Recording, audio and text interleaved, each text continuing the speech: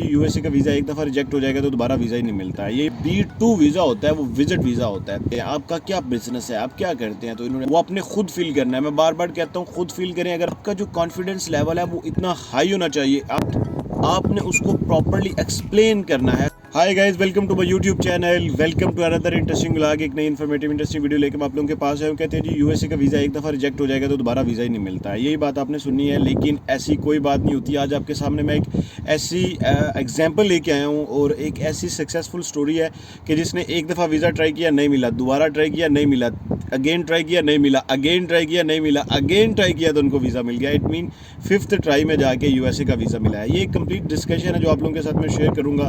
Visa की copy मैंने आप लोगों के साथ शेयर की है, बहुत डिटेल्स मैंने रिमूव कर दी हैं। आप देख सकते हैं अपनी स्क्रीन के ऊपर, यही है वो वीज़ा। 27 जनवरी को जो है ना ये इनका जो है वो इनको वीज़ा रिलीज़ हुआ है और उससे 3 दिन पहले इनका इंटरव्यू था। This video sponsored by SAPE International, manufactured and exporter of all kind of the surgical instruments. Speciality, beauty-based surgical instruments. Contact us. 00968-793-65474, sape.intl@hotmail.com. इसीलिए मैं कहता हूँ कि जो यूएस एम्बेसी है वो बहुत डिफरेंटली आपको देखती है। उसका देखने का जो सिनेरियो है या उसकी जो देखने का स्टाइल है वो बहुत डिफरेंट है rather than the other embassies, या फिर आप कह सकते हैं कि अदर कंट्रीज़। तो जो लोग भी चैनल पे नए हैं, मेरी आपसे रिक्वेस्ट है सर, काइंडली चैनल को सब्सक्राइब कर दें, वीडियो को लाइक कर दें, वीडियो को शेयर कर दिया करें। चैनल को सब्सक्राइब करते हैं तो बेल के बटन को ज़रूर प्रेस किया करें, और अगर आपको वीडियो अच्छी लगती है तो काइंडली इसको बाकी लोगों के साथ भी शेयर किया करें। जो लोग मुझसे कांटेक्ट करना चाहते हैं, मेरी इंस्टाग्राम आईडी आ रही है, आप इंस्टाग्राम अकाउंट के थ्रू मेरे साथ कांटेक्ट कर सकते हैं। आप मेरे अकाउंट को फॉलो कर लें, मुझे डीएम कीजिएगा, and then you can book the appointment and then I will be get back to you with positive and purpose thoughts. अब बात यह है यहाँ पे कि बहुत सारे लोग कहते हैं कि जी हमारे पास इंस्टाग्राम नहीं है, तो मेरा टिकटॉक अकाउंट है, मेरे टिकटॉक अकाउंट को फॉलो कर लें और मुझे टिकटॉक पे आप जो है ना वो मैसेज कीजिएगा, तो मैं आप लोगों के साथ स्टे इन टच हूँ और अपॉइंटमेंट बुक करके आप मेरे साथ बात कर सकते हैं। अब बात यह है कि जी यूएस एम्बेसी एक दफ़ा वीज़ा रिफ्यूज़ कर दे तो क्या दोबारा वीज़ा देती है या नहीं देती।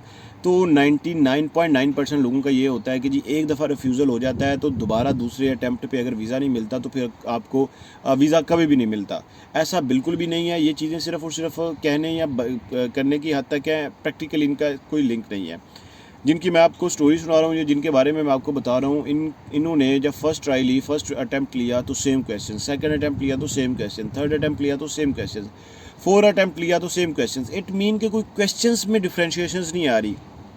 ये फॉर्म फिल कर रहे हैं और फॉर्म फिल में भी कोई डिफ्रेंशिएशन नहीं आ रही, एक ही चीज़ है, एक ही तरह से ये फॉर्म फिल कर रहे हैं। अब यूएसए का वीज़ा जो मैं आपको बता रहा हूँ B1 B2 होता है। B1 जो वीज़ा होता है वो होता है आप बिज़नेस पर्सपेक्टिव से जाते हैं, किसी बिज़नेस मीटिंग के लिए जाते हैं, किसी कॉन्फ्रेंस के लिए जाते हैं, किसी भी इस तरह की किसी चीज़ के लिए जाते हैं। जो B2 वीज़ा होता है वो विजिट वीज़ा होता है। तो B1 B2 वीज़ा जो है ना वो इसे कहते हैं विजिट वीज़ा से मुराद है, जिसे हम टूरिस्ट वीज़ा कहते हैं, जो B2 कैटेगरी होती है। इन्होंने B1 वीज़ा अप्लाई किया हुआ था पहले भी B1 ही अप्लाई किया था।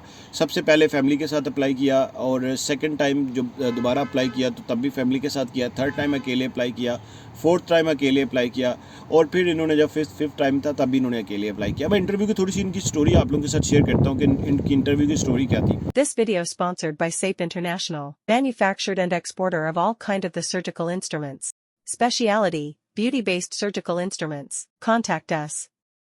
00968-793-65474, sape.intl@hotmail.com. सबसे जो पहली चीज़ थी इनके इंटरव्यू में वो ये थी कि जी आप क्यों जाना चाहते हैं। तो उन्होंने अपना पर्पस क्लियर करके बताया कि मेरा वहाँ पे एक बिज़नेस पर्पज़ है, एक क्लाइंट है, मैं उससे मिलने के लिए जाना चाह रहा हूँ।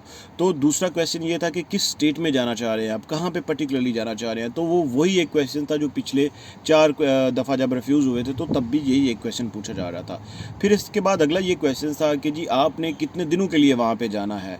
तो इन्होंने वही एक्सप्लेन किया जो इन्होंने पहले बताया हुआ था। फिर अगला क्वेश्चन ये था कि इनका कि जी आप इतने दिनों के लिए वहाँ पर जाना चाह रहे हैं तो आप यहाँ पर क्या करते हैं, आपका क्या बिज़नेस है, आप क्या करते हैं। तो इन्होंने अपने बिज़नेस के बारे में भी बताया, लेकिन ये सारी चीज़ें रूटीन की थी। एक चीज़ मैं आपको बताता हूँ कि जो इन्होंने मुझे बताई कि ये चीज़ मेरी जो है ना वो डिफरेंट थी बाकी की 4 दफ़ा जो मैंने चीज़ें बताई उनमें से, वो था इनका कॉन्फिडेंस लेवल। अब कॉन्फिडेंस लेवल क्या था, कहते हैं कि मुझे पता है मैंने रिफ्यूज़ होना है। जो बंदे ने मुझे बात बताई है, ये मैं पर्सनल एक्सपीरियंस शेयर कर रहा हूँ आप लोगों के साथ, तो he is my best friend. तो उन्होंने मुझे कहा कि जी मुझे तो पता है मैंने रिफ्यूज़ होना है। तो इस दफ़ा जो सबसे बेस्ट चीज़ थी वो ये थी कि मैंने कहा रिफ्यूज़ तो मैंने होना है, लेकिन मैं अपना कॉन्फिडेंस लेवल जो है ना वो बड़ा लाइक मेंटेन रखूँगा और प्रॉपर तरीके से आंसर करूँगा, क्योंकि अल्टीमेटली इन्होंने तो मुझे रिफ्यूज़ ही कर देना है। क्योंकि फर्स्ट टाइम भी ऐसा किया इन्होंने मेरे साथ, सेकंड टाइम भी किया, थर्ड टाइम भी किया, फोर्थ टाइम भी किया, फिफ्थ ट्राई में जाके इनको वीज़ा मिला है। तो इन्होंने कहा कि जो इसमें एक चीज़ मुझे नज़र आई वो ये थी कि जब मैं कॉन्फिडेंस से अपने आंसर दे रहा था तो उनका बहुत सारी ऐसी चीज़ें थी कि जो उन्होंने मुझसे जो पहले वो मुझसे पूछ रहे थे वो मैं बताता था, लेकिन यही चीज़ें दोबारा जब उन्होंने मुझसे पूछी तो मैंने बताई। तो उसमें से ये चीज़ थी कि मैं कुछ चीज़ों के डॉक्यूमेंट्स उनको एविडेंस बेस पे प्रेजेंट किए, तो उन्होंने कहा कि इन डॉक्यूमेंट्स की हमें कोई ज़रूरत नहीं है। इसके अलावा एक दो मल्टीपल क्वेश्चंस बेस पे ये चीज़ भी थी कि जी आपने पहले फैमिली के साथ अप्लाई किया था तो अभी फैमिली के साथ क्यों नहीं अप्लाई किया। यार ये चीज़ें केस टू केस बड़ी जो है ना वो वेरी करती हैं। आपके साथ जो शेयर करने का पर्सपेक्टिव है, आपके साथ जो शेयर करने की आप वीडियो कह सकते हैं मेरी मकसद है, उसकी एक सबसे बड़ी रीज़न ये है कि जब भी आप यूएसए के इंटरव्यू के लिए जाते हैं तो उसमें 3 चीज़ों का खास ख्याल रखें। मैं बार-बार आप लोगों को बताता हूँ। This video sponsored by SAPE International, manufactured and exporter of all kind of the surgical instruments. Specialty, beauty-based surgical instruments. Contact us. 00968-793-65474. sape.intl@hotmail.com. सबसे पहली चीज़ आपने जब भी यूएसए के लिए जाना है तो आपने जो DS 160 आपने फ़िल किया है वो आपने ख़ुद फ़िल करना है। मैं बार बार कहता हूँ ख़ुद फ़िल करें। अगर आपको फ़िल करना नहीं आता तो आप जिससे आपने फ़िल करवाया उसके साथ बैठ के फ़िल करें, ताकि उसने जो डिटेल्स आपकी वहाँ पे लिखी हुई हैं वो आपके पास एक आपके माइंड में स्केच आउट हो।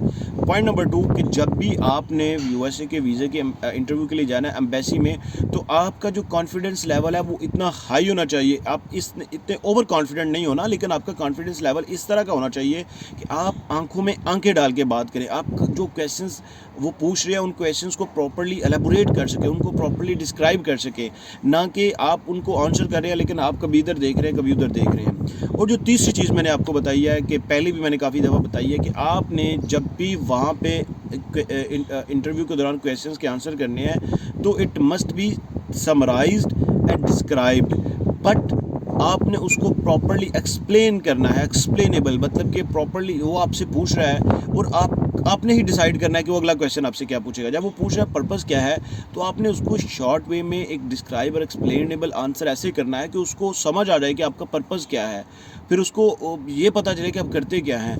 तो यही वो चीज़ें होती है जो वो देख रहे होते हैं या उनके like according to the parameters होती हैं। लेकिन एक चीज़ यहाँ से बहुत अच्छी हमें सीखने को देखने को मिलती है कि जो रिफ्यूज़ल्स होता है वो कोई फुल स्टॉप नहीं होता, उसके बाद भी एक ज़िंदगी होती है, और वो मैंने आप लोगों के साथ शेयर की है।